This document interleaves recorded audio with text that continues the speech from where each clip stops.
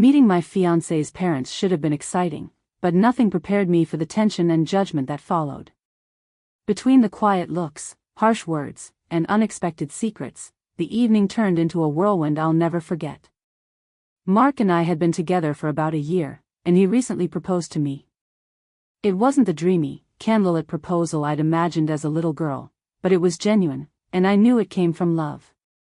Besides, Mark and I would have gotten engaged anyway, it was just a matter of timing. He proposed shortly after we found out I was pregnant. The pregnancy wasn't planned, but once we saw those two little lines, everything changed. We were excited, nervous, and ready to start co-parenting. We had dinner planned with Mark's parents that evening, and I was incredibly nervous. Mark always described them as strict and traditional, and it felt like I was going to a job interview rather than a family dinner. Still, I told myself I could change their minds. I had always been good at making people like me, or so I hoped. When Mark came home from work, I immediately started rummaging through my closet.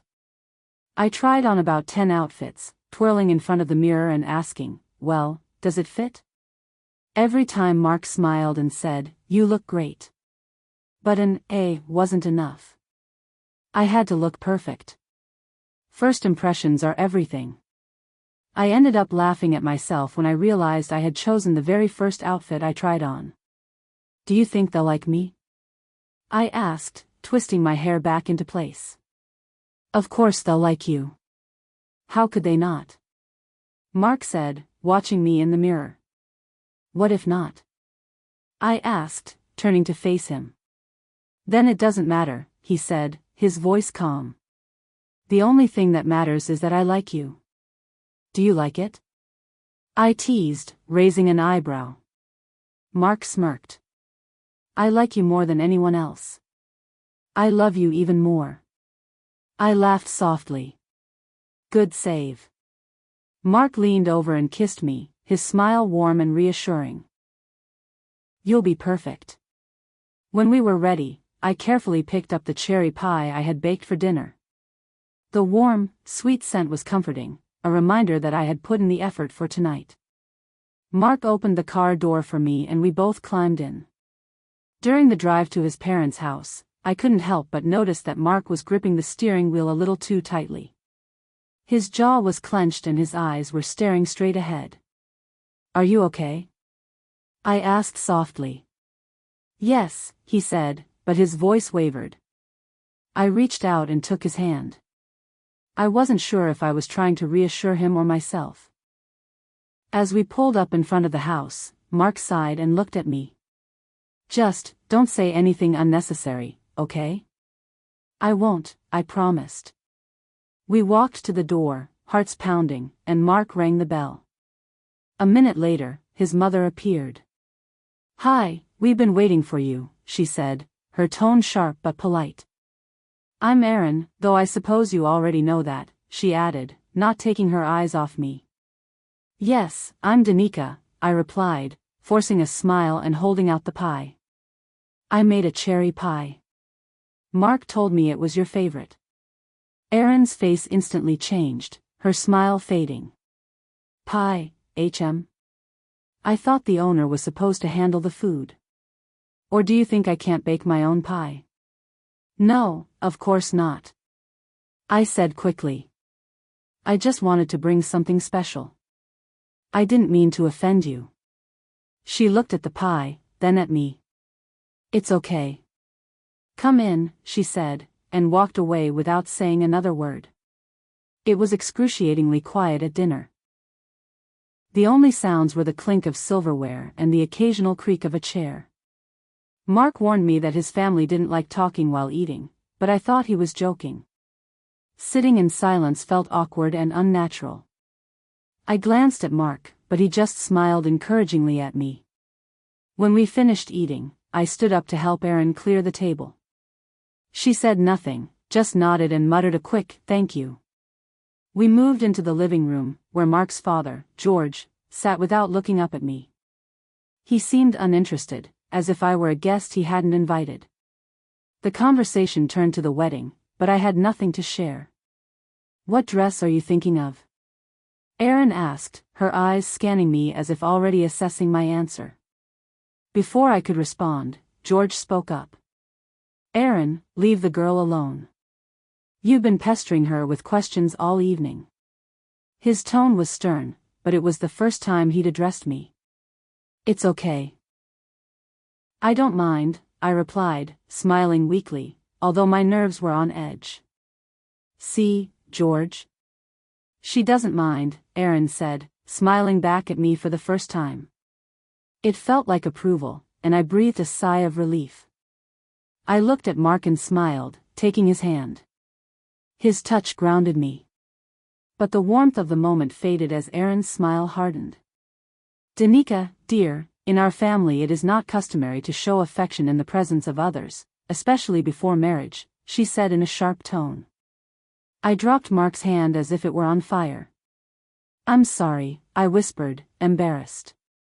So, Erin continued, turning her attention back to me, what kind of dress do you want? You have such a great figure. Something fitted and long would be perfect for you. I hesitated, feeling my cheeks heat up. Well, I won't have this figure for long. I'll be 5 months pregnant by the wedding, so I was thinking of something more form-fitting. Mark groaned softly and buried his face in his hands. My stomach cramped. 5 months pregnant? Erin's voice was broken, her brow arched in confusion. I nodded. Pregnant, I said simply. The room went silent. Erin gasped, clutching my chest as if I had just confessed to a crime. Oh my God, she whispered. What a disgrace. My son is going to have a child out of wedlock. I blinked, stunned.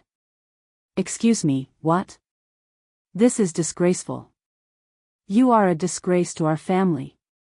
How could you do this before marriage? Erin screamed, her voice rising with every word. We are adults, I said, trying to remain calm. We are happy about this child. Danica, stop chatting, Mark muttered under his breath. How could you choose such a shameless bride? Erin screamed at Mark. She must have seduced you. Erin, stop yelling at her. She's pregnant, George said, his voice cutting through her tirade. That's the problem. What will people say? Erin howled. Get out of my house. I don't want to see you again. Tears streamed as I stuttered, what have I done? I don't understand. You and your illegitimate child are a stain on our family. Erin hissed. Maybe it's not too late to get an abortion? I sighed. What? What are you saying? I screamed, choking on tears. Mark was silent, his face unreadable. Danica, let's go, Mark finally said, grabbing my hand. On the outside, his frustration was boiling. What was that? He screamed at me. I should be asking you. I replied, my voice shaking. I asked you not to say anything unnecessary, he snapped. I didn't know that our child was extra for you. I shouted. Not for me, but for them, he replied sharply. You said their opinion didn't matter. I exclaimed, shaking my head. I warned you they were conservative, he said, his voice even. I looked at him, my heart breaking. I'm staying in today, I said firmly before turning away. I still had a month left on my lease at my old apartment, so Mark drove me there. The ride was silent and tense. When he stopped, I walked out without saying a word. Once inside, I sat on the couch and tears streamed down my face. My chest ached as I thought about dinner over and over again. Mark hadn't protected me or our baby. How could he let his mother say things like that? My thoughts began to spin and I put my hand on my stomach, wondering if all this stress was hurting the baby. The next morning I was awakened by a loud knock. I staggered to the door and opened it.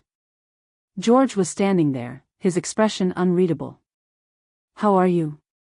George asked, his voice calm but firm. What are you doing here? I snapped, crossing my arms.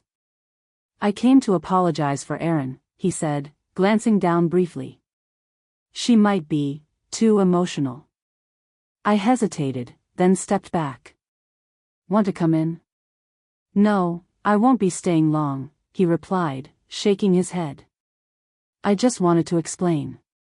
It's personal for her. Her parents were very conservative, even more so than she was. When we got married, she was already pregnant with Mark's child. I stared at him, stunned. What? Then why did she react so negatively to my pregnancy? George sighed, shifting uncomfortably.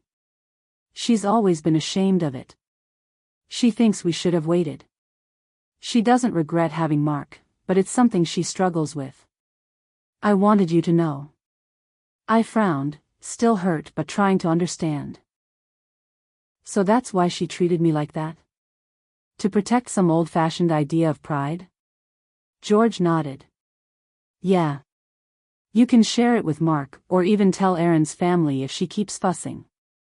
I won't tell anyone, I said quietly. I don't want her to be in the same pain as I am now. George nodded at me and then turned to leave. After he left, I decided to go back to Mark. But when I went outside, I froze. He was standing there, holding a bouquet of flowers. I'm sorry, Mark said, looking straight at me. I should have stood up for you and the baby. I didn't know what to do, and I was scared. Thank you for apologizing. It really hurt me, I admitted. It won't happen again. I promise I'll always be by your side, he said, his voice even. I nodded, a smile appearing on my face. Thank you. Mark leaned over and I kissed him. Suddenly his phone buzzed. He stepped aside to answer it. It was my mother, he said when he returned. She wants to apologize. She asked what your favorite pie is. I smiled weakly. Tell her I like cherry pie too. Mark chuckled. It looks like you already have something in common. You have no idea, I whispered, letting him pull me into a warm embrace. Write in the comments what would you have done and subscribe to our channel D-Damn Mix.